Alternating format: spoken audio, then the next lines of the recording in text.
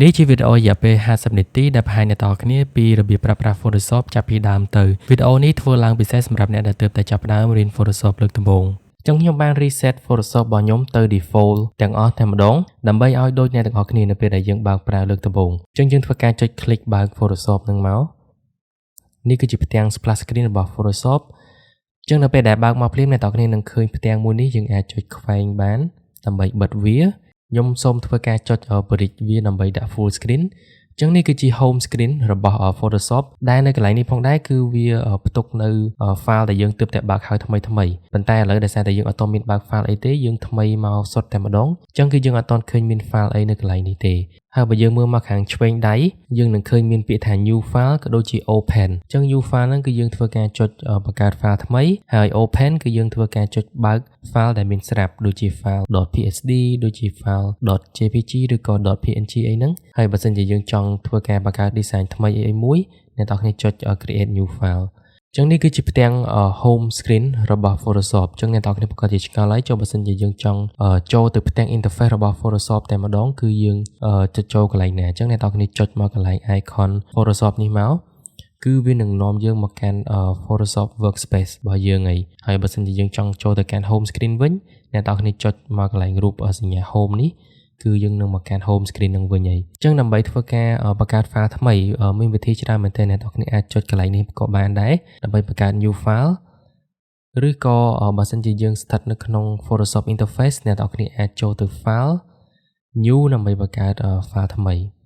ចឹងវានឹងបើកនៅផ្ទាំង panel new document នឹងឲ្យយើងដូចតែគ្នាទេហើយនេះគឺជាកន្លែងកំណត់ទំហំ document របស់យើងចឹងយើងមានຂະຫນាតគឺយើងមាន pixel inch សង់ទីម៉ែត្រ millimeter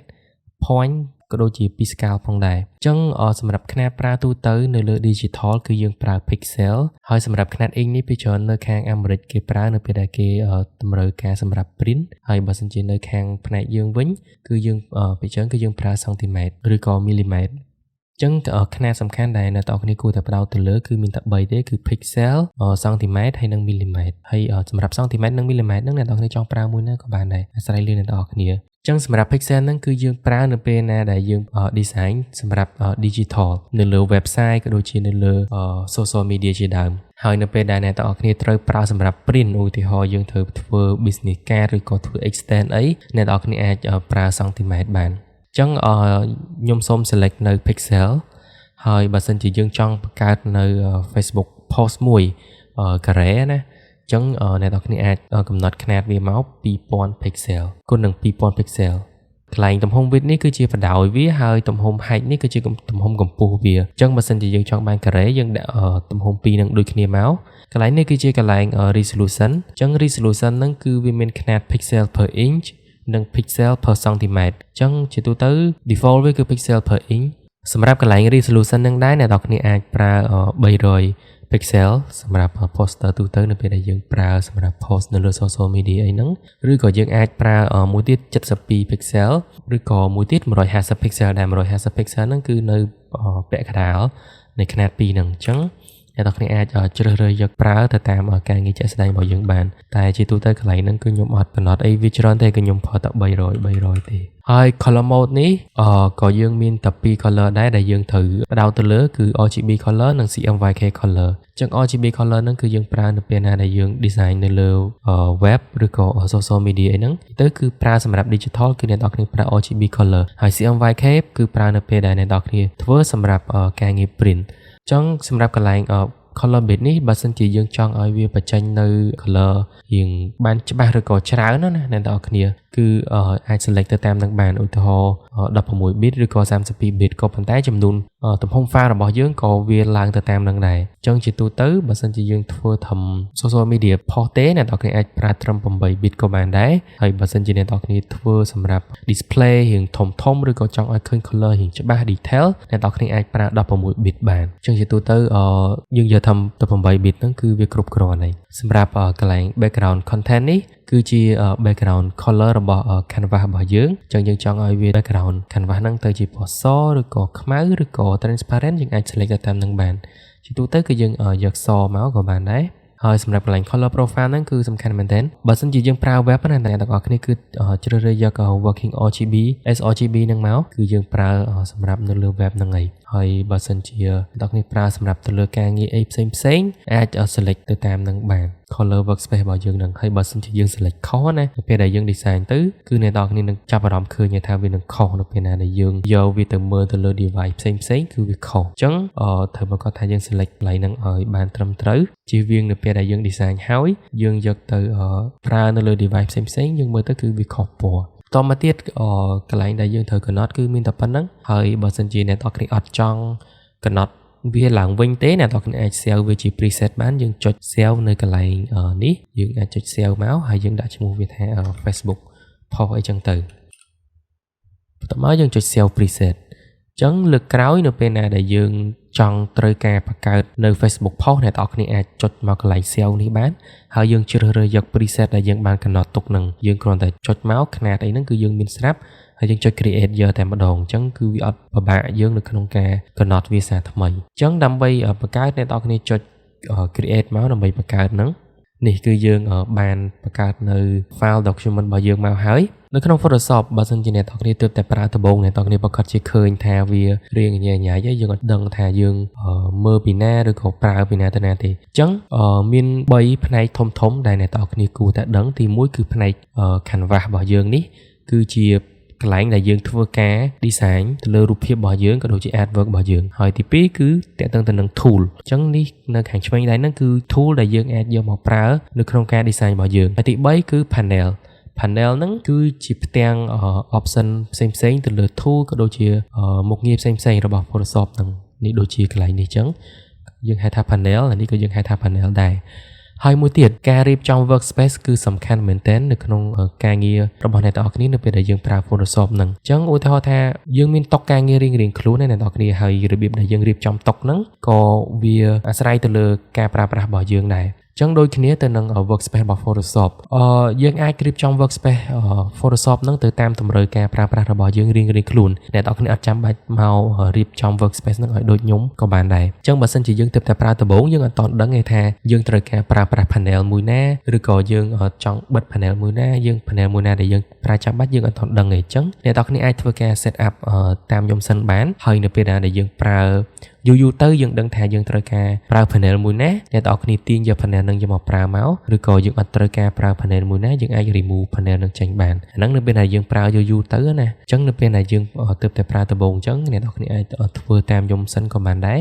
ព្រោះខ្ញុំទុកតែ panel ណាដែលខ្ញុំប្រើចាំបាច់ទេអញ្ចឹងដើម្បីកំណត់ workspace ជាដំបូងអ្នកទាំងអស់គ្នាចូលទៅ window ហើយអ្នកទាំងអស់គ្នាចូលមក workspace ហើយដូចយើងឃើញអញ្ចឹងគឺវាមាន workspace ច្រើនមែនទែនដែលតម្រូវទៅតាមការប្រើប្រាស់របស់អ្នកទាំងអស់គ្នាឧទាហរណ៍អ្នកទាំងអស់គ្នាជា photographer ឬក៏ជា digital artist អ្នកទាំងអស់គ្នាអាចជ្រើសរើសយក workspace ទៅតាមនឹងរបស់យើងបានអញ្ចឹងជាដំបូងអ្នកទាំងអស់គ្នាជ្រើសរើស essential default នឹងសិនមកយើងคลิกនៅកន្លែង workspace ហ្នឹង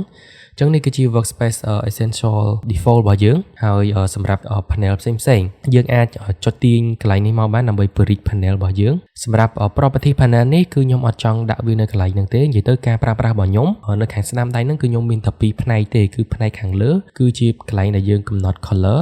ហើយជាមួយនឹង layer ហើយសម្រាប់ property panel គឺខ្ញុំនឹងទាញវាយកមកដាក់នៅចន្លោះនេះអញ្ចឹងគឺ panel ហ្នឹងគឺយើងអាចចាប់ទាញបានយើងអាចចាប់ទាញឬក៏សេរីអីទៅតាមតម្រូវរបស់យើងអញ្ចឹងគឺយើងចុចឲ្យជាប់មកនៅលើ property panel ហ្នឹងហើយយើងទាញវាយកមកដាក់នៅកន្លែងនេះអញ្ចឹងនៅពេលណាដែលយើងត្រូវការប្រើ property panel យើងចុចមកលើកន្លែងហ្នឹងមកគឺយើងនឹងអាចប្រើបានហើយពេលណាដែលយើងជួបប្រើយើងអាចចុចបិទបានហើយសម្រាប់ panel ផ្សេងៗដូចជា adjustment នេះគឺខ្ញុំអត់ត្រូវការប្រើវាទេអញ្ចឹងយើងអាចចុចបិទវាបានដោយយើងចុចស្ដាំដៃនៅលើហ្នឹងហើយអ្នកទាំងគ្នាចុច closeហើយសម្រាប់ library ក៏ខ្ញុំអត់ត្រូវការប្រើដែរអញ្ចឹងយើងអាចចុចស្ដាំដៃហើយយើងយក close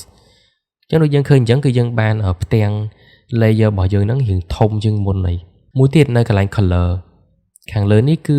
ភាគច្រើនគឺខ្ញុំត្រូវការប្រើប្រាស់ color ក៏ដូចជា swatch ហើយសម្រាប់ gradient ហើយនឹង pattern ហ្នឹងគឺខ្ញុំអត់ត្រូវការប្រើទេអញ្ចឹងយើងអាចចុចស្ដាំដៃហើយយើងចុចបិទវាបែបនេះបានអូខេចុច close ចឹង workspace របស់យើងគឺបានកំណត់ហើយអីមើលទៅគឺអត់សាំញ៉ាំច្រើនទេនេះគឺជាកន្លែងដែលយើងធ្វើការងារ design របស់យើងនេះជាកន្លែងដែលយើងរៀបចំ layer នេះគឺជាកន្លែងដែលយើងអាចកំណត់ពណ៌ហើយបើសិនជាយើងត្រូវការប្រើ setting អីផ្សេងទៅដូចជាប្រើ property panel ឬក៏ character channel អីឬក៏ panel ផ្សេងអីយើងអាចចុចនៅកន្លែងនេះបានប្រើហើយយើងចុចបិទវិញគឺសាមញ្ញហើយងាយស្រួលមែនទែនអញ្ចឹងនេះគឺជារបៀបនៅក្នុងការដែលខ្ញុំរៀបចំ workspace របស់ខ្ញុំហើយបើសិនជាអ្នកទាំងអស់គ្នាទើបតែចាប់ផ្ដើមអាច follow តាមនឹងបានហើយពេលដែលយើងប្រើយូរទៅអាចរៀបចំ workspace ហ្នឹងទៅតាមតម្រូវការងាររបស់អ្នកទាំងអស់គ្នាខ្លួនឯងបានយើងត្រូវការប្រើអីយើងទាញអាហ្នឹងយកមកប្រើមកយើងអត់ត្រូវការប្រើអីគេយើងបិទវាចេញងាយអ្នកទាំងអស់គ្នាបើសិនជាអ្នកទាំងអស់គ្នាមើលមកកន្លែងខាងក្រោមនេះអានេះគឺជា contextual taskbar យើងប្រើ Photoshop version ក្រោយៗនឹងឃើញមានអាហ្នឹងហើយបើសិនជាយើងចង់បិទវាយើងចុចនៅកន្លែងនេះមកហើយយើងយក hide bar គឺយើងបិទវាហើយកុំឲ្យវានៅកន្លែងហ្នឹងញ៉ៃមួយទៀតគឺជាចំណុចសំខាន់មួយគឺការកំណត់ពណ៌ interface របស់ Photoshop យើងចំណុចនេះគឺសំខាន់មែនទែនដូចខ្ញុំអីហ្នឹងគឺតែខុសពណ៌ workspace គឺខ្ញុំធ្វើការអត់កើតទេគឺមានអារម្មណ៍ថាទើសឥឡូវដូចយើងឃើញអញ្ចឹងគឺ workspace ហ្នឹងគឺពណ៌វារៀងប្រផេះរៀងភ្លឺមែនទែនអញ្ចឹងគឺរៀងពិបាកភ្នែកខ្ញុំមើលអញ្ចឹងសម្រាប់នៅ Mac ដែលអ្នកនរគ្នាចុចមក Photoshop នេះហើយយើងចូលទៅ setting យើងយក interface បើអ្នកនរគ្នាប្រើ Windows អ្នកនរគ្នាចុច edit ហើយយើងយក preference ហើយយើងចូលមក interface ដូចគ្នាអញ្ចឹងនៅកន្លែងនេះកន្លែង color scheme នេះគឺយើងអាចកំណត់បានយើងអាចកំណត់ពណ៌សបែបនេះក៏បានរៀងប្រផេះស្រាលរៀងប្រផេះដិតឬក៏ខ្មៅតែម្ដងអញ្ចឹងយើងអាចកំណត់នៅកន្លែងហ្នឹងបានអញ្ចឹងបន្ទាប់ពីកំណត់ហើយអ្នកនរគ្នាអាចចុច OK បានមួយទៀតតេតឹងទៅនឹង panel ផ្សេងបើសិនជាអ្នកនរគ្នាត្រូវការប្រើ panel ផ្សេងយើងអាចចូលទៅ window ហើយដូចដែលយើងឃើញអញ្ចឹងគឺមាន panel ជាច្រើនដែលយើងអាចយកមកប្រើបានឧទាហរណ៍ថាខ្ញុំត្រូវការប្រើ paragraph អញ្ចឹងពេលដែលយើងចុច crease panel កន្លែងហ្នឹងគឺវានឹង load automatic load មកកន្លែង sidebar របស់យើងហ្នឹងដូចនៅក្នុង paragraph នេះហើយនឹង panel character ហ្នឹងគឺជាកន្លែងដែលយើងអាចកំណត់ font ក៏ដូចជាទំហំ font អីហ្នឹងនៅកន្លែងហ្នឹងបានអញ្ចឹងអាហ្នឹងគឺជា panel ចាំបាច់មួយដែលយើងគួរមានអ្នកនរគ្នាគួរតែបើកវាមកកន្លែង paragraph ហ្នឹងហើយមួយទៀតយើងចង់បើក panel អីផ្សេងទៀតឧទាហរណ៍យើងចង់បើកនៅ brush setting ដើម្បីកំណត់នៅ setting brush អញ្ចឹងយើងអាចចុច check កន្លែងហ្នឹងបានហើយបើសិនជាយើងលែងត្រូវការប្រើវាអ្នកនរគ្នាអាចចុចស្ដាំដៃហើយយើងចុច close អញ្ចឹងងាយស្រួលមែនតើអ្នកនរគ្នាត្រូវការប្រើ panel ណាឬក៏អ្នកនរគ្នាប្រើសុកអ្នកនរគ្នាបាត់ panel character នេះប្រើសុកគឺយើងបាត់ character ហ្នឹងអញ្ចឹងគឺយើងអត់ដឹងថាទៅយកវាកន្លែងណាឬក៏ Photoshop ហ្នឹងវាអត់ពេញឬក៏ install មកអត់ពេញអីទេអ្នកនរគ្នាអាចចូលមកកន្លែង window ហ្នឹងបានហើយយើង check កន្លែង character នេះអញ្ចឹងគ្រប់ panel ទាំងអស់គឺអ្នកទាំងអស់គ្នាអាចមកស្វែងរកបាននៅកន្លែង window ហ្នឹងហើយយើងនឹងឃើញមាន panel ជាច្រើនហើយអញ្ចឹងអ្នកទាំងអស់គ្នាត្រូវការប្រើ panel មួយណាយើងអាចចុច check កន្លែងហ្នឹងបានឧទាហរណ៍ខ្ញុំត្រូវការប្រើ character យើងចុចកន្លែង character មកគឺវានឹង load panel ហ្នឹងឲ្យយើងហើយខ្ញុំចង់ត្រូវការប្រើ library យើងចុចមក window យើងយក library បានហើយសម្រាប់ panel ខ្លះពេលដែលយើង crease មកគឺវាអត់ load នៅកន្លែងនេះទេគឺវា load នៅកន្លែងនេះអញ្ចឹងគឺយើងអត់ចង់បានអញ្ចឹងទេអញ្ចឹងយើងអាចចុចចាប់ទាញវាយកមកដាក់នៅកន្លែងនេះបានអូខេហើយដូចយើងឃើញអញ្ចឹងកន្លែង color ហ្នឹងគឺវារៀងធំបន្តិចអញ្ចឹងយើងអាចដាក់ mouse របស់យើងនៅចន្លោះ panel ហ្នឹងមកយើងអាចចាប់ទាញវាទៅតាមតម្រូវការរបស់យើងចង់បាន space ប៉ុណ្ណាយើងទាញទៅប៉ុណ្ណឹងមកអញ្ចឹងឧទាហរណ៍មួយទៀតខ្ញុំត្រូវការប្រើ accent panel អញ្ចឹងយើងអាចចុច check កន្លែងនេះមកគឺយើងនឹងបាន panel ហ្នឹងយកមកប្រើហើយអញ្ចឹងគឺងាយមែនតើនៅក្នុងការកំណត់ workspace ហ្នឹងហើយបើសិនជាយើងចង់ save workspace ហ្នឹងទុកជៀសវាងនៅថ្ងៃមុខទៅយើងច្រឡំដៃចាប់ទាញឬក៏ធ្វើបាត់ panel ហ្នឹងអីមួយយើងអាចចូលទៅ reset workspace ហ្នឹងបានដោយងាយស្រួលអញ្ចឹងណាអញ្ចឹងយើងអាចចូលមក window workspace ហើយអ្នកទាំងអស់គ្នាចុចកន្លែង new workspace អញ្ចឹងគឺយើងអាចដាក់ឈ្មោះ workspace ហ្នឹងបានឧទាហរណ៍យើងដាក់ឈ្មោះរបស់យើងមកហើយយើងធ្វើការ check កន្លែងនេះទាំងអស់មកដើម្បីវា save នៅ menu ក៏ដូចជា toolbar របស់យើងហើយយើងចុច save អញ្ចឹង workspace ហ្នឹងគឺវានឹងធ្វើការ save នៅកន្លែងនេះហើយវឌ្ឍនា workspace អញ្ចឹងមិនថាអ្នកទាំងអស់គ្នាច្រឡំដៃ reset workspace ឬក៏ទាញ workspace អីញ៉ៃមិនក៏ដោយយើងអាចចូលទៅ window workspace ហើយយើង check កន្លែង workspace ដែលយើងទើបតែ save ហ្នឹងវឌ្ឍនា workspace ហ្នឹងឬក៏ឈ្មោះ workspace អ្នកទាំងអស់គ្នា គឺយើងនឹងបាន workspace របស់យើងនេះមកវិញហើយគឺប៉ុណ្ណឹងងាយស្រួលយល់អ្នកនរគ្នាអញ្ចឹងនេះគឺជាវីដេអូដំបូងនៅក្នុងការណែនាំ introduction អ្នកនរគ្នាទៅកាន់ Photoshop ក៏ដូចជាការបង្កើត file ក៏ដូចជាការប្រើប្រាស់ workspace ផងដែរអញ្ចឹងយើងនឹងចូលទៅមេរៀនបន្ទាប់ដែលអ្នកនរគ្នានឹងរៀនពីការប្រើប្រាស់ tool ចាំបាច់មួយចំនួននៅក្នុង Photoshop បើយើងមើលមកខាងឆ្វេងដៃហ្នឹងគឺជា tool ទាំងអស់នៅក្នុង Photoshop យើងឃើញថាគឺមាន tool ច្រើនមែនទែនហើយយើងទើបតែចាប់ផ្ដើមដំបូងអញ្ចឹងគឺយើងអត់ចាំបាច់ទៅរៀន tool ទាំងអស់ហ្នឹងទាំងអស់តែម្ដងទេយើងរៀនតែ tool ណាចាំបាច់សិនទៅ tool ណាដែលយើងប្រើញឹកញាប់ណាតើគ្នាដែលយើងខ្វះអត់បានដូចជា move tool text tool selection tool ឬក៏ pen tool អីហ្នឹងគឺសិតសឹងតែជា tool ចាំបាច់អីមិនថាយើងធ្វើ artwork បែបមិនក៏ដោយក៏យើងត្រូវការប្រើវាដែរអញ្ចឹងយើងធ្វើការរៀនពី tool ទាំងអស់ហ្នឹងទៅមុនហើយសម្រាប់ tool ផ្សេងទៀតដែលយើងអត់សូវចាំបាច់ប្រើវានៅពេលណាដែលយើងប្រើ Photoshop យូរទៅយើងអាចស្វែងយល់បន្ថែមពីវាតាមក្រោយបានប៉ុន្តែឥឡូវគឺអីដែលសំខាន់គឺ tool ចាំបាច់នៅក្នុងការប្រើអញ្ចឹងនេះគឺជា interface របស់ Photoshop យើងបើកមកដំបូងបែបនេះអញ្ចឹងនៅពេលដែលយើងបើកមក Photoshop គឺអ្នកទាំងអស់គ្នានឹងគឺវានឹងនាំអ្នកទាំងអស់គ្នាមកកាន់ home screen បែបនេះហើយយើងអាចចុចមក icon របស់ Photoshop នឹងដើម្បីធ្វើការចូលមកកាន់ interface របស់ Photoshop ហើយបើសិនជាយើងពេលដែលយើងបើក Photoshop មកយើងអត់ចង់ឲ្យវាចូលទៅ home screen ទេយើងចង់ឲ្យវាមក interface នឹងយកតែម្ដងក៏យើងអាចកំណត់បានដែរដោយយើងចូលទៅនេះគឺខ្ញុំប្រើ Mac គឺខ្ញុំចុចមកលើអក្សរ Photoshop នេះហើយខ្ញុំចូលទៅ setting ហើយយើងយក general សម្រាប់អ្នកទាំងអស់គ្នាប្រើ Windows យើងអាចចូលទៅ edit preference ហើយយើងយក general ដូចគ្នាអញ្ចឹងនៅពេលដែលយើងចូលមក general មកយើងនឹងឃើញកន្លែងនេះហើយគឺជា option auto show the home screen អញ្ចឹងនៅពេលដែលយើង check វាពេលដែលបើក Photoshop មកភ្លាមគឺវានឹងបង្ហាញ home screen ឲ្យយើងប៉ុន្តែបើសិនជាយើង uncheck វាពេលដែលយើងបើក Photoshop មកលើកក្រោយគឺវាអត់ show home screen នឹងទេគឺវានឹងនាំយើងមកកាន់ interface របស់ Photoshop យកតែម្ដងគឺវាចំណេញពេលយើងច្រើនហើយងាយស្រួលសម្រាប់យើងបើសិនជាយើងអត់ចង់បើកមកចូលមក home screen នឹងបែបនេះចឹងយើងចូលមកកាន់ interface Photoshop របស់យើងដើម្បីធ្វើការបង្កើត file ឬក៏បើក file ឥឡូវគឺខ្ញុំសូមបង្ហាញរបៀបដែលអ្នកទាំងអស់គ្នាអាចបើក file សិនចឹងដើម្បីបើក file គឺអ្នកទាំងអស់គ្នាចូលទៅ file ហើយយើងយក open បន្តមកទៀតគឺអ្នកទាំងអស់គ្នាជ្រើសរើសយក file ដែលអ្នកទាំងអស់គ្នាចង់បើកហើយ file ដែលយើងអាចបើកបានហ្នឹងគឺមានច្រើនប្រភេទមែនទែនដែល support ជាមួយនឹង Photoshop ហ្នឹងដូចជា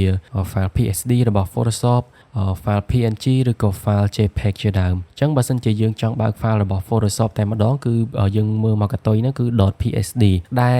លក្ខណៈពិសេសរបស់ file .psd ហ្នឹងគឺនៅក្នុងហ្នឹងគឺវាផ្ទុកនៅ layer ផ្សេងគ្នាដែលយើងអាចធ្វើការបើកហើយយកមក edit បានឥឡូវខ្ញុំសូមបើក file PSD ហ្នឹងយើងចុច open មកអញ្ចឹងនៅពេលដែលយើងបើកមកយើងមើលមកកន្លែង layer ហ្នឹងគឺយើងនឹងឃើញមាន layer ជាច្រើនហើយដែលបានផ្ទុកនៅក្នុង file PSD ហ្នឹងហើយយើងមិនត្រឹមតែអាចបើក file PSD នឹងបានទេយើងក៏អាចបើកនៅ file JPEG ឬក៏ PNG ចូលមកបានផងដែរអញ្ចឹងយើងចូលទៅ file open ហើយខ្ញុំសូមបើក file JPEG ចូលអញ្ចឹងនេះគឺជា file JPEG យើងអាចចុច open ដើម្បីបើកបានសម្រាប់ file PNG ក៏ដូចគ្នាដែរយើងចូលទៅ file open ហើយយើងបើកនៅ file PNG របស់យើងដែល file PNG ហ្នឹងគឺវាអត់មាន background ទេយើងចុច open មកអញ្ចឹងសម្រាប់ file ណាដែលអត់មាន background គឺយើងនឹងឃើញមានcolor transparent ហ្នឹងហើយនៅពីក្រោយហ្នឹងដែលបញ្ជាក់ថាវាអត់មាន background អញ្ចឹងនេះគឺជារបៀបនៅក្នុងការបើក file ឥឡូវយើងចូលទៅហើយនៅពេលដែលយើងបើក file ចូលមកគឺយើងអាច switch នៅ document នៅខាងលើនេះបានឧទាហរណ៍មិញគឺយើងបានបើកនៅ file PSD ហ្នឹងគឺយើងអាចចុចនៅកន្លែងនេះបាននៅខាងលើនេះគឺយើងអាចចុចចូលមកមើល document ផ្សេងដែលបើកនៅក្នុង interface Photoshop ហ្នឹងបានហើយបើសិនជាយើងចង់សេរីវាឧទាហរណ៍ថាខ្ញុំចង់បាន file donut ហ្នឹងនៅខាងមុខខាងនេះយើងអាចចុចទាញវាចូលបែបហ្នឹងមកគឺយើងអាចធ្វើការ arrange នៅ file document នៅខាងលើហ្នឹងបានបើសិនជាយើងចង់បានហើយដើម្បីធ្វើការបិទ file យើងចុចសញ្ញាខ្វែងនៅកន្លែងហ្នឹងមកចុងនេះគឺជាការចុចបិទ file មួយប៉ុន្តែបើសិនជាយើងមាន file ច្រើនហើយយើងចង់ចុចបិទទៅម្ដងទាំងអស់ក៏បានដែរដោយយើងចូលទៅ file ហើយយើងយក close all គឺវានឹងបិទ file ទាំងអស់ហើយមិនថា file នៅនឹងមានទាំងប្រមាណគឺវានឹងបិទទៅទាំងអស់អញ្ចឹងនៅក្នុងការដែលយើងខ្ជិលចុចបិទមួយឥឡូវយើងចូលទៅដល់របៀបនៅក្នុងការបង្កើត file តែម្ដងដើម្បីបង្កើត file បានយើងអាចចូលទៅ file new ឬក៏យើងអាចចុច shortcut control N អញ្ចឹងនៅកន្លែងនេះនៅក្នុង Photoshop Introduction ដំបូងយើងបានស្វែងយល់ដូចជាច្រើនហើយតាក់ទងទៅនឹងការបង្កើត file ហ្នឹងអញ្ចឹងគឺខ្ញុំសូមបង្កើតនៅ file 1920 គុណនឹង18ដែល width នេះគឺជាទទឹងហើយ height នេះគឺជាកម្ពស់ ដល់80ដែលជាទំហំHD បើយើងឃើញកន្លែង orientation ហ្នឹងគឺវាដាក់ទៅផ្ដេកបែបនេះបានន័យថា canvas ហ្នឹងគឺវានឹងបែបផ្ដេកហើយសម្រាប់បើសិនជាយើងចង់បច្ច្រាស់វាមកវិញយើងចុចមកកន្លែងនេះមកដើម្បីឲ្យវាទៅ portrait គឺវានឹងបច្ច្រាស់ទំហំទទឹងហើយនិងទំហំកម្ពស់ហ្នឹងគឺយើងអត់ចាំបាច់ទៅលុបហើយវាយវាសាថ្មីទេយើងអាចបើសិនជាយើងចង់បានទំហំពីបច្ឆោតទៅផ្ដេកយើងអាចចុចសេរីកន្លែង orientation នឹងបានសម្រាប់ artboard នេះបើសិនជាយើង check ទៅគឺវានឹងបង្កើត document នឹងជា artboard ខ្ញុំនឹងបង្ហាញអ្នកនរគ្នាពីរបៀបខុសគ្នានៅក្នុងការ check ឬក៏មិន check artboard ហ្នឹងគឺវាខុសគ្នាមិនអញ្ចឹងឥឡូវគឺខ្ញុំសូម check artboard ហើយបន្ទាប់មកគឺខ្ញុំដាក់300 resolution ហើយសម្រាប់កន្លែងផ្សេងដូចជា color mode background content ក៏ដូចជា color profile អីហ្នឹងគឺខ្ញុំបានបញ្យល់ប្រាប់អ្នកទាំងអស់គ្នាហើយនៅក្នុង Photoshop introduction ហ្នឹងអញ្ចឹងយើងចុច create យកតែម្ដងទៅអញ្ចឹងនៅពេលដែលយើងចុចcreate ដោយ check artboard គឺយើងនឹងបាននៅអក្សរ artboard នៅខាងលើនេះមួយក៏ដូចជានៅកន្លែង layer នឹងផងដែរគឺវាអត់ដូចនៅពេលដែលយើងចុចបង្កើត file ហើយយើង uncheck កន្លែង artboard នេះឥឡូវខ្ញុំសូមបង្កើតមួយទៀតយើង uncheck កន្លែង artboard ហ្នឹងគឺយើងនឹងបាន file បែបនេះបានន័យថាមកក្នុង document ហ្នឹងគឺមាន artboard តែមួយទេយើងអាចធ្វើការនៅលើ artboard ហ្នឹងតែមួយទេប៉ុន្តែនៅក្នុងករណីដែលយើងមាន poster ច្រើនក៏ដូចជារូបភាពច្រើនដែលយើងត្រូវការធ្វើនៅក្នុង document តែមួយដែលអ្នកនរគ្នាអាចប្រើមុខងារ feature artboard ហ្នឹងបានបើសិនជាយើង select មកលើ artboard នេះយើងអាចចុចបង្កើតនៅ artboard ផ្សេងបន្ថែមទៀតបានដែលងាយស្រួលឲ្យយើងនៅពេលដែលយើងធ្វើការទៅលើរូបភាពច្រើនក៏ដូចជា artwork ច្រើននេះហ្នឹងយើងអាចប្រើមុខងារមួយហ្នឹងបានក៏ប៉ុន្តែបើសិនជាយើងត្រូវការធ្វើតែមួយទេយើងអត់ចាំបាច់ check artboard ហ្នឹងក៏បានដែរយើងចុចបិទ property panel ហ្នឹងវិញខ្ញុំសូមចុចខ្វែងកន្លែងនេះចោលនេះគឺវាសួរយើងថាយើងចង់ save file នឹងអត់មុនពេលដែលយើងចង់បិទអញ្ចឹងគឺខ្ញុំអត់ចង់ save ទេអញ្ចឹងខ្ញុំចុចនៅលើ done save សម្រាប់ file ដែលយើងទើបតែបង្កើតនេះអញ្ចឹងគឺយើងបានធ្វើការបង្កើត document ដោយជោគជ័យហើយដើម្បីធ្វើការទាញរូបដាក់ចូលមកក្នុង artboard របស់យើងអាចចូលទៅ file ហើយយើងយក place embed ឬក៏ place link ដើម្បី place ចូលប៉ុន្តែជាក់ស្ដែងទៅពេលដែលយើងធ្វើការអ្នកនរគ្នាអត់ចាំបាច់ចូលមក file ហើយយើង place link ឬក៏ place embed នឹងចូលមកទេយើងគ្រាន់តែបើក folder របស់យើងហើយអ្នកនរគ្នាអាចធ្វើការតម្លាក់ទៅគឺបានហើយអញ្ចឹងគឺខ្ញុំសូមតម្លាក់នៅរូបភាពនេះចូលពេលដែលយើងតម្លាក់ចូលមកគឺយើងនឹងបានបែបនេះហើយយើងអាចចុច check សិនបានដើម្បីធ្វើការបំលាស់ទីរូបភាពហ្នឹងយើងអាចប្រើ move tool បានដែលនៅខាងឆ្វេងដៃនេះនៅខាងលើគេហ្នឹង move tool ឬក៏ shortcut អក្សរ V ដែល tool ហ្នឹងគឺយើងអាចធ្វើការចាប់រំកិលបំលាស់ទីតាំងនៅរូបភាពរបស់យើងហើយមុនពេលដែលយើងរំកិលហ្នឹងគឺយើងត្រូវប្រកាសថាយើង select នៅលើ layer រូបភាពហ្នឹងទើបយើងអាចរំកិលវាបានហើយនៅកន្លែងភ្នែកនេះគឺយើងអាចចុចលាក់វាដោយបដោះអាសន្នសិនបានហើយយើងអាចចុចបើកមកវិញបានអញ្ចឹងខ្ញុំសូមលាក់នៅរូបភាពនឹងសិនដោយយើងបង្កើតនៅ shape មួយអញ្ចឹងដើម្បីបង្កើត shape អ្នកនរគ្នាចុចមកលើនៅកន្លែងនេះឬក៏ shortcut អក្សរ U នៅកន្លែងនេះគឺយើងអាចបង្កើត shape បានច្រើនប្រភេទមានដូចជា rectangle ellipse ឬក៏ triangle ឬក៏ polygon អីហ្នឹងគឺយើងអាចជ្រើសរើសនៅកន្លែងនេះឬក៏ custom shape ក៏បានដែរអញ្ចឹងសម្រាប់នៅក្នុងករណីនេះគឺខ្ញុំនឹងប្រើប្រាស់ rectangle ដើម្បីគូស shape របស់យើងហើយខ្ញុំនឹងធ្វើការគូស shape របស់យើងបែបហ្នឹងមកយើងចាប់ទាញបែបនេះគឺយើងអាចធ្វើការគូស shape ហ្នឹងបានហើយបើសិនជាយើងចង់ដូរពណ៌អ្នកនរគ្នាអាចចុចមកមើលកន្លែង fill នេះបានកន្លែង fill ហ្នឹងគឺយើងអាចដូរពណ៌ហើយយើងអាច select ពណ៌ណាដែលយើងចង់បានមកសម្រាប់បើសិនជាយើងអត់ចង់ឲ្យវាមានពណ៌ទេយើងអាចចុចកន្លែង no fill នេះបានហ្នឹងគឺវាអត់មាន fill ទេហើយយើងចង់ដាក់ពណ៌យើងចុចមកកន្លែង solid នេះយើងអាចដាក់ពណ៌បានហើយកន្លែង gradient គឺយើងអាចដាក់ពណ៌បែបបណ្ដេញគ្នាបែបនេះពណ៌ gradient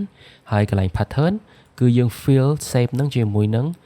រូបភាព pattern ដែលមាននៅក្នុងនេះស្រាប់ដូចយើងឃើញអញ្ចឹងរូប pattern អីផ្សេងហ្នឹងយើងអាច fill វាជា shape នៅក្នុងនឹងបានប៉ុន្តែនៅក្នុងករណីនេះគឺខ្ញុំចង់ដាក់ជា solid color ហើយខ្ញុំនឹងដាក់ពណ៌លឿងបែបនេះហើយសម្រាប់កន្លែង stroke យើងអាចធ្វើការតម្លើងទំហំរបស់ stroke ហ្នឹងទៅគឺយើងនឹងឃើញមាន border stroke នៅតាម game shape ហ្នឹងហើយដែរហ្នឹងគេហៅថា stroke ហ្នឹងហើយយើងអាចធ្វើការដូរពណ៌បានដូចគ្នានៅកន្លែងនេះយើងអាចដូរជា solid ឬក៏ gradient ឬក៏ pattern អីហ្នឹងដូចទៅនឹង shape មិញហ្នឹងហើយបើសិនជាយើងអត់ចង់ឲ្យវាមានទេយើងអាចចុចបិទវិញបាន កន្លែងនេះកន្លែងណាន់នឹងអញ្ចឹងខ្ញុំសូមបង្កើត save នឹងប៉ុណ្ណឹងតោះពីយើងបង្កើតហើយគឺយើងអាចធ្វើការ save នឹងរូបរាង save នឹងបានដោយយើងដាក់ម៉ៅរបស់យើងនៅ game នឹងមកគឺយើងអាចធ្វើការទាញបានហើយទួចឬក៏ធំអីហ្នឹងគឺយើងអាចធ្វើទៅតាមនឹងបានដើម្បីងាយស្រួលឲ្យខ្ញុំសារ៉េនៅ save ហ្នឹងគឺខ្ញុំត្រូវការប្រើប្រាស់ guide ដើម្បីជាជំនួយដើម្បីបង្កើត guide បានយើងចូលទៅ view guide ហើយយើងយក new guide layout ចឹងនៅក្នុង new guide layout ហ្នឹងអ្នកនរគ្នា check កន្លែង column ហ្នឹងមកហើយ check កន្លែង row យើងដាក់ number កន្លែង column 3កន្លែង row 3គឺយើងនឹងបាននៅ rule of search guide បែបនេះហើយកន្លែង guide ហ្នឹងគឺយើងអត់បាញ់ដាក់អីទេគឺយើងដាក់0 0មកអញ្ចឹងគឺយើងនឹងបាន rule of search បែបនេះមួយទៀតយើងអាច check កន្លែង margin អញ្ចឹងនៅក្នុង margin ហ្នឹងគឺយើងអាចសារ៉េនៅgame សងខាងហ្នឹងដើម្បីជាកន្លែងសុវត្ថិភាពណាដើម្បីយើងងាយស្រួល align element design របស់យើងអញ្ចឹងខ្ញុំសូមដាក់ top ហ្នឹងនៅខាងលើហ្នឹង50ខាងឆ្វេង50ខាងក្រោម50 pixel ខាងស្ដាំក៏50 pixel ដែរគឺស្មើគ្នាអញ្ចឹងគឺយើងនឹងបាន guide បែបនេះហើយយើងចុច OK ពេលដែលយើងបាន guide បែបហ្នឹងហើយគឺងាយស្រួលឲ្យយើងធ្វើការ sarray shape របស់យើងគឺខ្ញុំនឹង sarray ដើម្បី align វាទៅតាម guide បែបហ្នឹងដែលមើលមកគឺមានភាពលក្ខណៈស្មើងាយស្រួលល្អហើយសម្រាប់កន្លែងនេះវិញគឺខ្ញុំនឹងដាក់វាឲ្យដល់កណ្ដាលតែម្ដងទៅបែបនេះអូខេហើយយើងឃើញយើងប្រកាសជាឆ្ងល់ហើយយើងឃើញវងមូលនៅតាម game នេះតាម game ជ្រុងហ្នឹងវាជាអីគេអញ្ចឹងវងមូលហ្នឹងនៅពេលដែលយើងដាក់ម៉ៅនៅលើហ្នឹងហើយយើងចាប់ទាញបែបនេះគឺយើងអាច round game ហ្នឹងឲ្យវាទៅជារាងមូលបែបនេះបានយើងអាចចុច control z វិញដើម្បី undo ហើយពេលដែលយើងចុចទាញតែមួយបែបហ្នឹងគឺវានឹងមកទាំងអស់ហើយអញ្ចឹងបើសិនជាយើងចង់ទាញវាតែមួយទេយើងអាច double click នៅលើហ្នឹងគឺយើងឃើញហើយគឺវាមានរាងពណ៌ខៀវដិតនៅលើតែវងមូលនឹងមួយទេផ្សេងគឺវាមានពណ៌សធម្មតាអញ្ចឹងពេលដែលវាមានវងមូលដិតបែបហ្នឹងគឺបានន័យថាវា select នៅ rounded កន្លែងហ្នឹងហើយយើងអាចចាប់ទាញបែបហ្នឹងបានគឺវានឹងធ្វើឲ្យមូលតែជ្រុងខាងហ្នឹងទេអញ្ចឹងយើងអាចទាញវាបែបហ្នឹងមកយើងក៏អាចសារ៉េបន្ថែមនៅកន្លែង property នឹងបានផងដែរថាយើងចង់បានវាមូលនឹងប្រហែល pixel យើងអាចសារ៉េនៅកន្លែងនេះបានខ្ញុំសូមចុចបិទ property នេះខ្ញុំអត់ត្រូវការទេអូខេឥឡូវគឺយើងកំពុងតែស្ថិតនៅក្នុង save tool អញ្ចឹងដើម្បីត្រឡប់ទៅកាន់ move tool វិញយើងអាចចុច shortcut អក្សរ V គឺយើងអាចចូលទៅកាន់ move tool បានវិញហើយមួយទៀតរបៀបដែលយើងអាច navigate នៅក្នុង Photoshop ហ្នឹងដូចជាការ zoom in zoom out អីហ្នឹងគឺយើងអាចចុច shortcut control បូកទៅដើម្បី zoom in បែបនេះ control ដកដើម្បី zoom out មកវិញបែបនេះយើងចង់ដកដល់ប៉ុណ្ណាក៏បានដែរហើយមានវិធីច្រើនសម្រាប់ zoom in zoom out មិនមែនមានតែប៉ុណ្្នឹងទេយើងអាចចុចអក្សរ Z ឲ្យជាប់គឺយើងនឹងឃើញមានបែបនេះរូបបរិចហ្នឹងសញ្ញាបូកហ្នឹងយើងអាចចុចមកคลิกទៅគឺវានឹង zoom in ចូលទៅហើយបែបនេះហើយបើសិនជាយើងចុច Alt ថែមទៀតយើងនឹងឃើញសញ្ញាដកបែបនេះអញ្ចឹងយើងចុច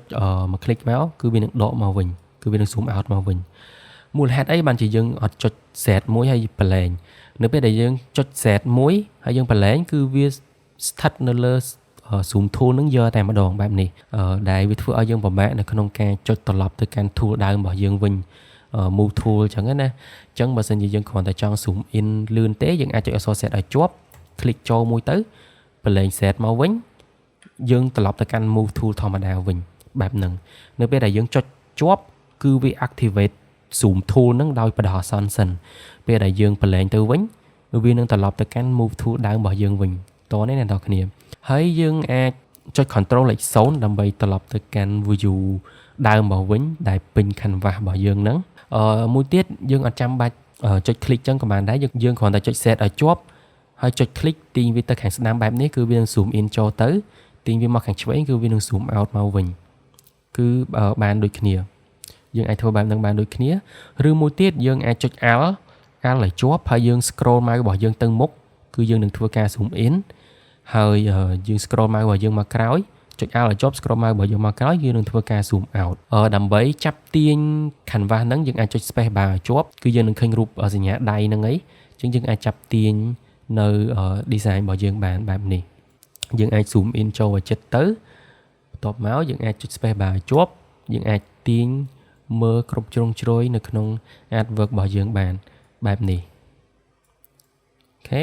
ចឹងខ្ញុំសូមត្រឡប់មកកាន់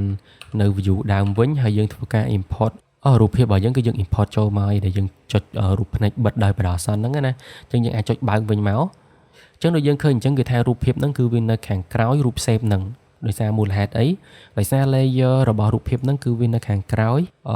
layer save ហ្នឹងអញ្ចឹងគឺយើងអត់អាចមើលមកផ្នែកដែល layer save ហ្នឹងគឺវាបានបាំងរូបភាពហ្នឹងទេអញ្ចឹងដើម្បីឲ្យរូបភាពហ្នឹងនៅខាងលើ save ហ្នឹងយើងអាចចាប់ទាញ layer របស់យើង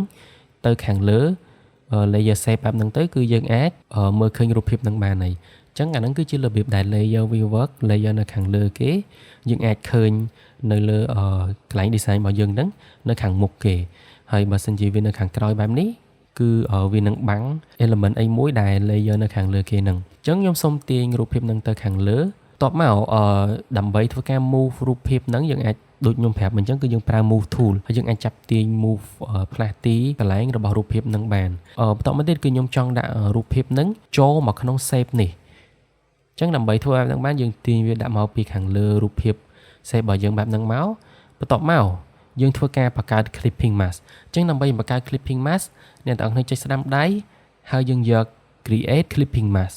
នេះនៅកន្លែងនេះយើងចុចមកគឺវានឹងធ្វើការ clip រូបភាពហ្នឹងទៅកាន់រូប shape របស់យើងហើយឬក៏មួយទៀតយើងអាចប្រើ shortcut បានយើងអត់ចាំបាច់ចុចស្ដាំដៃហើយយើងចូល create clipping mask ហ្នឹងទេយើងគ្រាន់តែដាក់ mouse របស់យើងនៅចន្លោះ layer ហ្នឹងហើយយើងចុច Alt ឲ្យជាប់គឺយើងនឹងឃើញសញ្ញាមួយនេះហើយយើង click ទៅគឺវានឹងធ្វើការបង្កើត clipping mask បានដូចគ្នាវិធីនេះគឺលឿនអញ្ចឹងគឺខ្ញុំនឹងធ្វើការ move រូបភាពរបស់យើងឲ្យចំកណ្ដាលបន្តិចបែបនេះបន្ទាប់មកខ្ញុំសូមបរិចរូបភាពនឹងបន្តិចដោយយើងចុច Ctrl T ដើម្បីធ្វើការ transform ហើយយើងអាចបរិចបែបនេះបានចុច Alt ចុច Alt ឲ្យជាប់ដើម្បីឲ្យវាបរិចពីកណ្ដាលទៅអូខេហើយយើងអាច move វាដាក់បែបនេះបានបន្ទាប់ពីពេញចិត្តអស់ហើយយើងអាចចុចសញ្ញាគ្រីសបានអូខេអញ្ចឹងជំហានបន្ទាប់មុននឹងយើងធ្វើ design ដាក់អីផ្សេងៗជាច្រើននៅក្នុងហ្នឹងគឺយើងធ្វើការ save file សិនអញ្ចឹងដើម្បី save file គឺអ្នកនរគ្នាចូលទៅ file ហើយយើងយក save as បន្ទាប់មកអ្នកនរគ្នាជ្រើសរើសកន្លែងដែលយើងចង់ដាក់មកឧទាហរណ៍ថាខ្ញុំចង់ save វាទៅ desktop បន្ទាប់មកគឺយើងអាចដាក់ឈ្មោះវាបានយើងអាចដាក់ថាដាក់ឈ្មោះអីក៏បានដែរអ្នកនរគ្នាអញ្ចឹងបន្ទាប់ពីដាក់ឈ្មោះហើយកន្លែងដែលយើងត្រូវ check មួយទៀតហ្នឹងគឺ format file ដែលយើងអាច save វាបានជា file Photoshop ក៏ដូចជា large document format អាហ្នឹងគឺជា file PSB អញ្ចឹងនៅពេលណាដែល file ធំ G វាកាន់តែធំគឺ Photoshop គឺវានឹង automatically save file ហ្នឹងគឺជា PSB វិញអញ្ចឹងតែទូទៅគឺយើង save វាជា file PSD មកយើងក៏អាច save ជា PDF ឬក៏ TIFF បានផងដែរអញ្ចឹងសម្រាប់ file នេះគឺខ្ញុំនឹង save វាជា file Photoshop PSD ហើយយើងចុច save មកអញ្ចឹងបន្តមកទៀតគឺខ្ញុំចង់វាយអក្សរដាក់នៅក្នុងartwork ហ្នឹងអញ្ចឹងដើម្បីធ្វើការវាយអក្សរបានអ្នកនរគ្នាចុច shortcut អក្សរ T បន្ទាប់មកយើងដើម្បីវាយអក្សរគឺយើងចុច click មួយនៅលើហ្នឹងមកគឺវានឹងឲ្យយើងវាយអក្សរហ្នឹងហើយអញ្ចឹងគឺខ្ញុំនឹងវាយថាសៀមរាបអញ្ចឹងបន្ទាប់ពីវាយហើយដើម្បីធ្វើការបរិចអក្សរហ្នឹងយើងអាចចុច Ctrl A តោះតែយើង select វាទើបយើងអាចធ្វើការ edit ទៅលើវាបានឧទាហរណ៍ខ្ញុំចុច Ctrl A ខ្ញុំអាចតម្លើងនៅទំហំអក្សរនៅកន្លែងនេះឬក៏ខ្ញុំអាចដូរ font នៅកន្លែងនេះហើយនឹងជាមួយនឹង font style នៅកន្លែងនេះដែលមានដូចជាកម្រាស់របស់វាហ្នឹង font មួយគឺ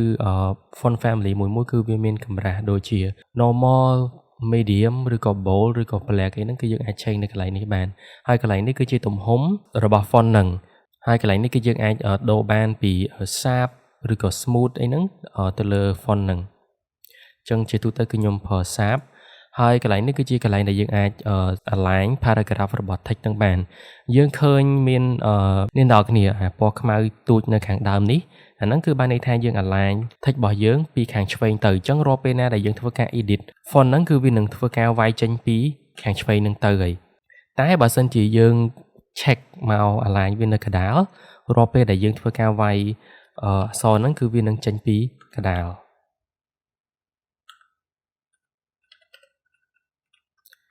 ដូចគ្នាទៅនឹងខាងស្ដាំនេះបើសិនជាយើងដាក់មកខាងស្ដាំហ្នឹងគឺរាល់ពេលដែលយើងវាយគឺវានឹងចេញពីខាងស្ដាំហ្នឹងអញ្ចឹងគឺខ្ញុំសូម align វាទៅកណ្ដាលអ ចឹងសម្រាប់កន្លែងនេះគឺខ្ញុំនឹង align វាទៅ center ទៅកណ្ដាលហ្នឹងហើយនៅកន្លែងនេះគឺជាកន្លែងដែលយើងអាចធ្វើការដូរពណ៌បានយើងចុចនៅលើនឹងមកយើងអាចធ្វើការសេរីពណ៌ដែលយើងចង់បាននៅលើអក្សរហ្នឹងចឹងសម្រាប់ខ្ញុំគឺខ្ញុំនឹងដាក់ពណ៌បៃតងនេះតោះមកយើងចុច OK ហើយខ្ញុំនឹងសុំដូរឈ្មោះ font ទៅ font Anton font នេះអ្នកនរគ្នាអាចរើ download បាននៅក្នុង Google Font ចឹងបន្ទាប់ពីដាក់ font នឹងហើយខ្ញុំនឹងធ្វើការបរិចវាឲ្យរាងធំបន្តិចហើយយើងចុចគ្រីសបន្ទាប់មកដើម្បីទាញវាសេរីវាយកមកដាក់នៅកន្លែងនេះយើងអាចចុចអក្សរ V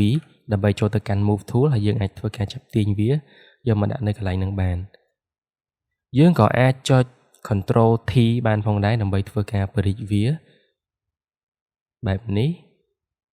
ខ្ញុំនឹងដាក់វាប្រហែលជានៅកន្លែងនេះអ្នកនរគ្នាបន្ទាប់មកខ្ញុំនឹងធ្វើការ copy វាដោយយើងចុច Control J ក៏បានឬក៏យើងចុច Alt ឲ្យជាប់ជាមួយនឹង Move Tool Select យើងទាញវាបែបនេះគឺវានឹងធ្វើការ copy ហើយខ្ញុំនឹង double click ដើម្បីធ្វើការ edit ទៅលើអក្សរដែលយើងទើបតែ copy ហ្នឹងហើយបន្ទាប់មកគឺខ្ញុំនឹងដូរទំហំ font ទៅប្រហែលជា30 pt ហើយខ្ញុំធ្វើការកែវាដាក់ទៅអក្សរថា visit ហើយយើងចុច Control A ដើម្បីធ្វើការ select សម្រាប់ font នឹងដែរគឺខ្ញុំនឹងសម្រាប់អក្សរនឹងដែរគឺខ្ញុំនឹងដូរ font របស់វាគឺខ្ញុំនឹងប្រើ font មួយនេះ photograph font នឹងអ្នកនរគ្នាអាច download បានពី DaFont ហើយបន្ទាប់មកគឺខ្ញុំ select ពណ៌រាងទឹកក្រូចមួយនេះដើម្បី match គ្នាជាមួយនឹងពណ៌នៅលើរូបភាពរបស់យើងនឹងហើយយើងចុចគ្រីសមកហើយជាមួយនឹង Move Tool Select គឺយើងធ្វើការទាញវាទៅលើបែបនេះខ្ញុំអាចដូរ font ទៅជាពណ៌នេះឲ្យវារៀងដិតបន្តិចបន្ទាប់មកគឺខ្ញុំនឹងអាច align អក្សរហ្នឹងឲ្យវានៅខាងឆ្វេងអក្សរសៀមរាបហ្នឹងបែបនេះតមកទៀតគឺខ្ញុំនឹងធ្វើការវាយនៅអក្សរបែប paragraph អញ្ចឹងនេះគឺជារបៀបដែលយើងអាចវាយអក្សរមួយបានប៉ុន្តែបើសិនជាអ្នកនរគ្នាចង់វាយរបៀប paragraph អក្សររបៀបអត្ថបទតែម្ដងយើងអាចចុចអក្សរ T យើងអត់ចាំបាច់ click ទេអ្នកនរគ្នាអាចចុចឲ្យជាប់ហើយយើងអាចទាញវាបែបនេះមកគឺយើងបានបង្កើតជា text box អញ្ចឹងនៅក្នុង text box នេះដែរគឺខ្ញុំនឹងធ្វើការ pass text មួយនេះដែលខ្ញុំបាន generate ពី ChatGPT អញ្ចឹងបន្ទាប់ពី select ហើយគឺខ្ញុំនឹងចុច Control V ជាមួយនឹង text ដែលខ្ញុំ generate វាពី ChatGPT ហើយយើងចុច Control A ដើម្បី select ទាំងអស់បើមិនជាយើងអត់ចុច Control A ទេគឺយើងអាច edit ទៅលើអក្សរនឹងបានទេអញ្ចឹងយើងចុច Control A មកដើម្បី select នៅអក្សរដែលយើងចង់ edit ហ្នឹងគឺយើងចង់ edit ឲ្យវាទំហំវានៅសល់ត្រឹមតែ8 pt អីទេបន្ទាប់មកគឺខ្ញុំនឹងដូរឈ្មោះ font ទៅ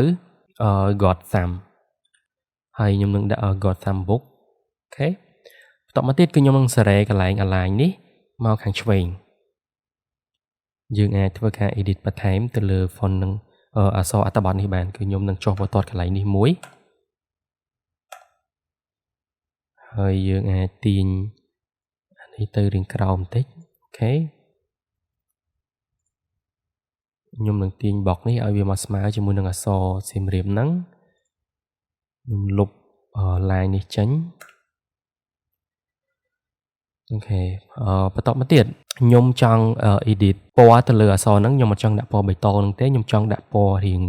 ខ្មៅឬក៏រាងប្រផេះអញ្ចឹងយើងចុច Control A មកដើម្បី select ទាំងអស់ហើយយើងអាច select នៅកន្លែង color swatch នេះបានគឺខ្ញុំចង់ដាក់ពណ៌ប្រផេះបែបនេះបន្ទាប់មកយើងអាចបើកកន្លែង character panel បើសិនជាយើងអត់ឃើញ character panel ហ្នឹងទេអ្នកនរគ្នាអាចចូលទៅ window ហើយយើង check កន្លែង character នេះគឺយើងនឹងបាន character panel ហ្នឹងហើយអញ្ចឹងនៅក្នុង character panel ហ្នឹងដែរគឺវាមាន option ជាច្រើនដែលយើងអាចលេងបានទៅលើអក្សររបស់យើងបើនិយាយទៅ basic feature មួយចំនួនគឺយើងអាច edit នៅកន្លែងនេះបានក៏ប៉ុន្តែនៅពេលដែលយើងបើក character panel មកគឺយើងអាច edit បានកាន់តែច្រើនទៀតឧទាហរណ៍ទៅលើកម្ពស់របស់ font គម្លាតរបស់ font ហ្នឹងគឺយើងអាច edit នៅកន្លែងនេះបានអញ្ចឹងឧទាហរណ៍ថាខ្ញុំចង់ edit កម្លាតរបស់ font ហ្នឹងជាទូទៅគឺវា set ទៅ auto ហើយបើសិនជាយើងគិតថាកម្លាត auto ហ្នឹងវាល្មមយើងអាចប្រើបានយើងអាចប្រើ auto ទៅតែបើយើងគិតថា auto ហ្នឹងគឺវា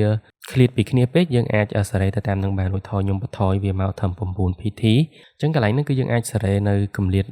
រវាងអក្សរហ្នឹងបានបន្ទាប់មកនៅកន្លែងនេះគឺជាកន្លែងដែលយើងអាចសេរី tracking កម្លាតចលហអក្សរមួយហ្នឹងបានប៉ុន្តែយើងអត់ចង់បានអញ្ចឹងទេយើងដាក់វានៅ0ដដែលកន្លែងនេះគឺយើងអាចសេរីកម្ពស់តមកកន្លែងនេះគឺយើងអាចសេរីនៅពណ៌ ហើយកន្លែងនេះគឺមានមុខងារមួយចំនួនដែលយើងអាចធ្វើឲ្យអក្សរយើងទៅជា bold ឲ្យវាទៅ trade ឬក៏ឲ្យវា capital ទាំងអស់ឲ្យវាជាអក្សរធំទាំងអស់ហ្នឹងអញ្ចឹងយើងអត់ចង់បានអញ្ចឹងទេគឺយើងចុចបិទវាមកបើយើងអត់ចង់ឲ្យវា trade ទេយើងចុចដកវាដែរមកតែបើយើងចង់ឲ្យ trade យើង select កន្លែងហ្នឹងទៅហើយកន្លែងនេះគឺជាកន្លែងដែលវាអាចធ្វើអក្សរ font អក្សររបស់យើងទៅ small cap កន្លែងនេះគឺ superscript នៅពេលដែលយើងចង់ឧទាហរណ៍ថាចង់ឲ្យ font ណាមួយវាទៅជាតូចទៅផ្នែកខាងលើហ្នឹងគឺយើងអាច select វាហើយយើងប្រើមុខងារហ្នឹងបានអានេះដូចគ្នា subscript ឲ្យវាទៅខាងក្រោមហើយអានេះគឺ underline ហើយកន្លែងនេះគឺសម្រាប់ឆ្នោតអក្សររបស់យើងអញ្ចឹងខ្ញុំសូមចុចគ្រីសមក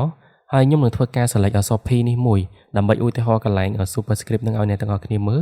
អញ្ចឹងពេលដែលយើង select អក្សរ P ហ្នឹងហើយយើង check កន្លែង superscript នេះឃើញអត់គឺវានឹងធ្វើអក្សរ P ហ្នឹងទៅតូចហើយនៅផ្នែកខាងលើបែបនេះប៉ុន្តែបើយើងយក subscript គឺវានឹងធ្វើឲ្យតូចហើយមកផ្នែកខាងក្រោមបែបនេះអញ្ចឹងយើងអត់ចង់បានទាំងអស់ហ្នឹងទេសម្រាប់អក្សរខាងលើហ្នឹងគឺយើងដោះទាំងអស់ហ្នឹងមកហើយខ្ញុំចុចគ្រីសអាហ្នឹងគឺខ្ញុំគ្រាន់តែជាឧទាហរណ៍អ្នកនរគ្នាមើលអញ្ចឹងយើងអាចចុចអក្សរ V ដើម្បីចូលទៅកាន់ Move Tool ហើយខ្ញុំនឹង select layer អត្ថបទនេះគឺខ្ញុំនឹងធ្វើការ move ទៅលើបែបនេះបន្តិចបែបនេះ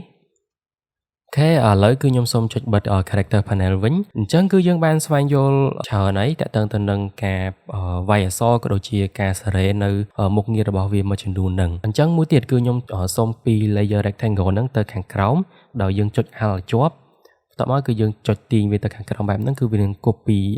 shape ហ្នឹងហើយយើងអាច select move tool ដោយចុចអក្សរ V បន្ទាប់មកយើងអាចប្រើប្រាស់ arrow key ដោយយើងចុច shift arrow key ទៅខាងស្ដាំមួយទៀតតមក shift យើងចុច shift ឲ្យជាប់ដដែលហើយយើង arrow key ទៅខាងក្រោម2ដូចគ្នា1 2គឺយើងនឹងបាន style shape បែបហ្នឹងហើយនៅខាងក្រោយរូបភាពរបស់យើងហើយយើងអាចធ្វើការចាក់ពណ៌របស់វាឲ្យដូចទៅនឹងពណ៌នេះពណ៌ទឹកក្រូចរបស់អក្សរ VSync នឹងបានអញ្ចឹងគឺយើងនឹងបាន style បែបនេះនៅខាងក្រោយរូបភាពរបស់យើងបើសិនជាអ្នកនរគ្នាទើសភ្នែកជាមួយនឹង guide ទាំងអស់ហ្នឹងអ្នកនរគ្នាអាចចុច Control X ដើម្បីធ្វើការបិទវាជាបដោះអាសន្នគឺយើងនឹងបាន clean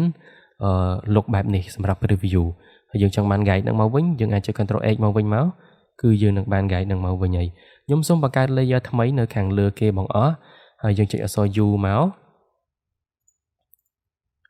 ហើយខ្ញុំនឹងសូមប្រើប្រាស់ line tool គឺខ្ញុំនឹងគូស line មួយនៅខាងក្រោមនេះ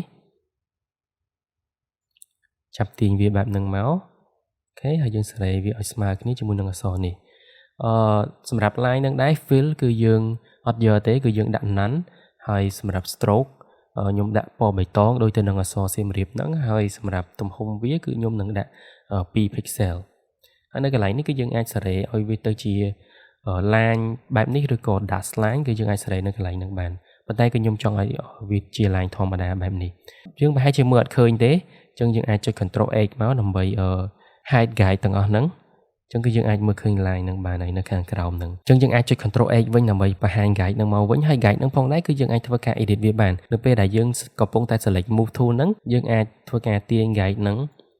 បន្ថែមបានឧទាហរណ៍យើងចង់ remove guide ហ្នឹងយើងគ្រាន់តែចុចឲ្យជាប់ទៅទាញវាទៅខាងឆ្វេងឲ្យអស់ទៅគឺយើងអាច remove guide ហ្នឹងបានហើយបែបនេះហើយយើងចង់ទាញវាមកបន្ថែមអ្នកនរគ្នា select មកលើ ruler នេះមកគឺយើងអាចទាញវាមកបន្ថែមបានហើយបើអ្នកនរគ្នាអត់ឃើញ ruler ហ្នឹងទេយើងអាចចុច control អក្សរ R ដើម្បីបង្ហាញ ruler ហ្នឹងមកហើយយើងចុច control R វិញគឺវានឹងលាក់ ruler ហ្នឹងហើយអញ្ចឹង ruler ហ្នឹងដែរយើងគ្រាន់តែដាក់ម៉ៅរបស់យើងនៅលើហ្នឹងទៅគឺយើងអាចទាញ guide មកបានហើយយើងចង់ទាញមកប្រហែលក៏បានដែរអ្នកនរគ្នាខាងឆ្វេងហ្នឹងដូចគ្នាចង់ទាញមកប្រហែលក៏បានដែរស្រេចតែយើងដើម្បីជាជំនួយសម្រាប់យើងនៅក្នុងការ design ទាំងអស់ហ្នឹងអញ្ចឹងដើម្បី clear guide ទាំងអស់ហ្នឹងតែម្ដងយើងអាចចូលទៅ view guide ហើយយើងយក clear guide គឺវានឹង clear guide ទាំងអស់ហ្នឹងឲ្យយើងហើយជំហានបន្ទាប់គឺជាជំហានដែលអ្នកនរគ្នាត្រូវតែ organize ទៅលើ layer របស់យើងអញ្ចឹងនៅពេលដែលយើង design កាន់តែច្រើនទៅគឺ layer ហ្នឹងនឹងកាន់តែញ៉ៃទៅហើយអញ្ចឹងបើសិនជាយើងអត់ organize វាទេគឺវានឹងធ្វើឲ្យយើងពិបាកនៅក្នុងការនិយាយទៅគឺច្រឡំ layer អញ្ចឹងយើងអាច organize វាម្ដងតិចទៅដើម្បី organize វាគឺយើងអាចគ្រប់ក៏ដូចជាធ្វើការ label វាផងដែរអញ្ចឹង layer ហ្នឹងគឺយើងអាចចុចមកលើ layer shape ខាងក្រោមគេនឹងមកហើយយើងចុច shift ឲ្យជាប់ដើម្បីធ្វើការ select ខ្ញុំនឹង select ត្រឹម layer រូបភាពនេះហើយយើងចុច Control G ដើម្បីធ្វើការគ្រប់វាយើងអាច rename គ្រប់នឹងបានទៅ photo ហើយសម្រាប់ layer នេះជាមួយនឹងយើងចុច control នៅពេលដែលយើងចុច shift គឺវា select ជាប់គ្នាបែបនេះអញ្ចឹងបើសិនជាយើងចង់ select មួយយើងចុច control គឺវានឹង select តែមួយទេគឺវាអត់ select ជាប់គ្នានឹងទេអញ្ចឹងយើង select តែអក្សរ visit និងអក្សរសៀមរាបមកចុច control G យើងអាចដាក់ថា headline